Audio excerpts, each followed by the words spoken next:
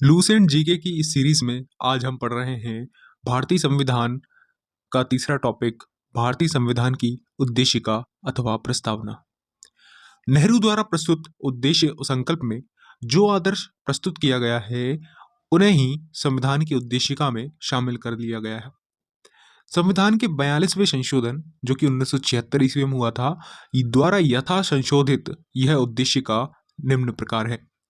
हम भारत के लोग भारत को एक संपूर्ण प्रभुत्व संपन्न समाजवादी पंथनिरपेक्ष लोकतंत्रात्मक गणराज्य बनाने के लिए तथा उसके समस्त नागरिकों को सामाजिक, आर्थिक और राजनीतिक न्याय, विचार, अभिव्यक्ति, विश्वास, धर्म और उपासना की स्वतंत्रता, प्रतिष्ठा और अवसर की समता प्राप्त करने के लिए तथा उन सब में व्यक्ति की गरिमा और राष्ट्र की एकता और अखंडता सुनिश्चित करने वाली बंधुता बढ़ाने के लिए दृढ़ संकल्प होकर अपनी इस संविधान सभा में आज तारीख 26 नवंबर 1949 ईस्वी मिति मार्गशीर्ष शुक्ल सप्तमी संवत 2006 विक्रमी को एतद द्वारा इस संविधान को अंगीकृत, अधिनियमित और आत्मार्पित करते हैं। तो ये रही हमारी प्रस्तावना, जिसमें हमारी शुरू की जो 2 लाइन है वो बहुत महत्वपूर्ण है। उसमें क्या कहा गया है कि हम भारत के लोग भारत को एक संपूर्ण प्रभुत्व संपन्न समाजवादी पंथनिरपेक्ष और लोकतंत्रात्मक गणराज्य। इसके अलावा आगे की लाइनों में 3 प्रकार के न्याय दिए गए हैं, सामाजिक, आर्थिक और राजनीतिक। इसके अलावा 5 प्रकार की स्वतंत्रताएं हैं, विचार, अभिव्यक्ति, विश्वास, धर्म और उपासना। 2 प्रकार की समता है, प्रतिष्ठा और अवसर। इसके अलावा व्यक्ति की गरिमा और राष्ट्र की एकता और अखंडता इसको सुनिश्चित करने वाली बंधुता। इसके अलावा तिथि दी गई है कि 26 नवंबर 1949 को संविधान को अंगीकृत, अधिनियमित और आत्मार्पित किया गया। अब नोट दिया है, भारतीय संविधान में प्रस्तावना का विचार अमेरिका के संविधान से और प्रस्तावना की भाषा को ऑस्ट्रेलिया के संविधान से लिया गया है। यहाँ कोई कंफ्यूजन ना क्रिएट हो तो पहले ही देख लो कि अमेरिका के संविधान से हमारी प्रस्तावना का विचार लिया गया है, जबकि जो भाषा है, जो लैंग्वेज है, वो हमने ली है ऑस्ट्रेलिया के संविधान से। अब प्रस्तावना की मुख्य बातें। संविधान की प्रस्तावना को संविधान की कुंजी कहा जाता है। प्रस्तावना संविधान का आरंभिक अंक होते हुए भी कानूनी तौर पर उसका भाग नहीं माना जाता।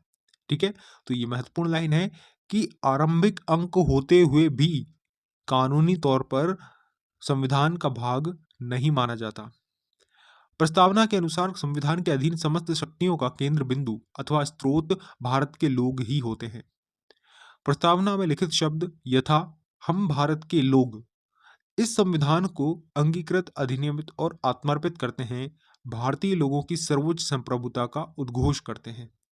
प्रस्तावना को न्यायालय में प्रवर्तित नहीं किया जा सकता, मतलब कि यह निर्णय यूनियन ऑफ इंडिया बनाम मदन गोपाल 1957 के निर्णय में घोषित किया गया था। यानी कि यदि सरकार या कोई नागरिक प्रस्तावना की अवहेलना करता है तो उसकी रक्षा के लिए हम अदालत की सहायता नहीं ले सकते। जैसे कि हम मौलिक अधिकारों के हनन के लिए होने पर सीधे सुप्रीम कोर्ट या किसी भी अन्य न्यायालय की शरण ले सकते हैं, लेकिन प्रस्तावना का कोई ऐसा नहीं है प्रावधान कि उसकी अवहेलना हो तो हम सीधे कोर्ट जा सकें।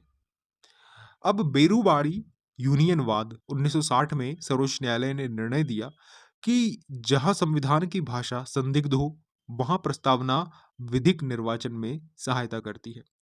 ठीक है, तो पहली बार कोई वाद हुआ सुप्रीम कोर्ट में, बेरूवाड़ी यूनियन वाद, जिसमें सर्वोच्च न्यायालय ने निर्णय दिया कि जहां संविधान की भाषा संदिग्ध हो वहां हम प्रस्तावना विधिक निर्वाचन में सहायता करती है।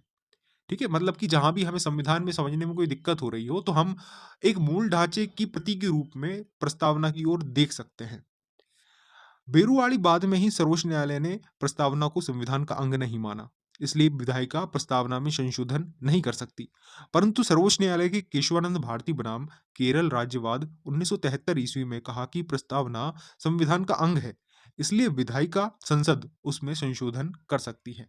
ठीक है, तो बेरूवाड़ी वाद में सर्वोच्च न्यायालय ने क्या कहा कि प्रस्तावना संविधान का भाग नहीं है, जबकि केशवानंद भारती वाद में कहा कि प्रस्तावना संविधान का अंग है और संसद अथवा विधायिका उसमें संशोधन कर सकती है। केशवानंद भारती वाद में ही सर्वोच्च न्यायालय ने मूल ढांचा का सिद्धांत अर्थात थियोरी ऑफ बेसिक स्ट्रक्चर्स दिया तथा प्रस्तावना का को संविधान का मूल ढांचा माना। ठीक है, तो संविधान का मूल ढांचा केशवानंद भारतीवाद में दिया गया, जिसमें प्रस्तावना को मूल ढांचा माना गया। संसद संविधान की मूल ढांचा में नकारात्मक संशोधन नहीं कर सकती है। स्पष्टतः संसद वैसा संशोधन कर सकती है जिससे मूल ढांचा का विस्तार व मजबूतीकरण होता है। 42वें संविधान संशोधन अधिनियम 1976 ईस्वी के द्वारा इसमें समाजवादी, पंथनिरपेक्ष और राष्ट्र की अखंडता शब्द जोड़े गए।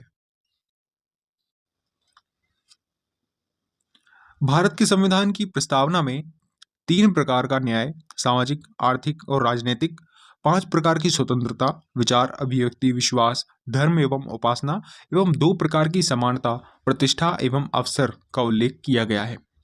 भारत का संविधान विश्व का सबसे बड़ा लिखित एवं सर्वाधिक व्यापक संविधान है। यह अंशतः कठोर और अंशतः लचीला है।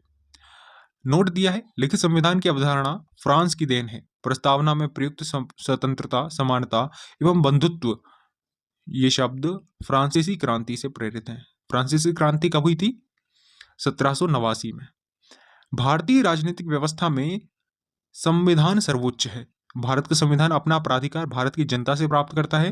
भारत सरकार अधिनियम 1935 वह संवैधानिक दस्तावेज है जिसका भारतीय संविधान तैयार करने में गहरा प्रभाव पड़ा। भारत के संविधान में संघीय शासन शब्द का प्रयोग कहीं भी नहीं किया गया है। संविधान में भारत को राज्यों का संघ घोषित किया गया है। ठीक है, तो हमें प्रस्तावना में कुछ ही चीजें याद रखनी है। सबसे पहली तो कि केशवानंद भारतीवाद में प्रस्तावना को संविधान का मूल ढांचा माना। उसके बाद 42वें संविधान संशोधन अधिनियम 1976 के द्वारा इसमें 3 नए शब्द जोड़े गए, समाजवादी, पंथनिरपेक्ष और राष्ट्र की अखंडता।